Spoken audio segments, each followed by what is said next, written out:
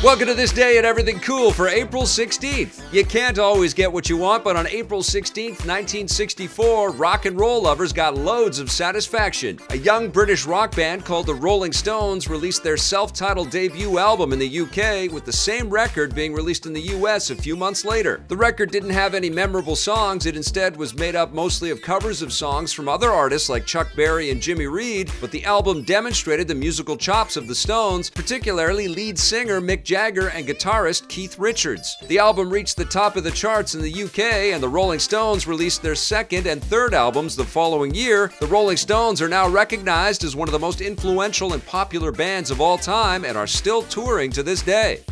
On April 16, 1977, computer history was made. Twice. The fledgling computer company Apple unveiled their second machine, the Apple II, at the first annual West Coast Computer Fair in San Francisco. And on the same day, at the same event, the older computer company Commodore International unveiled their Commodore PET 2001 personal computer. Both machines revolutionized the industry, offering a CPU, all the circuit boards, and keyboard inside the same unit, effectively making them the first complete personal computers in the modern sense of the word. The Apple II was a smash success, putting Apple on the map, and the Commodore PET was also a hit, particularly in the education market where it was a popular item in schools. The Commodore PET also served as the basis for the Commodore 64, which became one of the most popular computers in the world when it was released a few years later, thanks largely to its ability to play video games.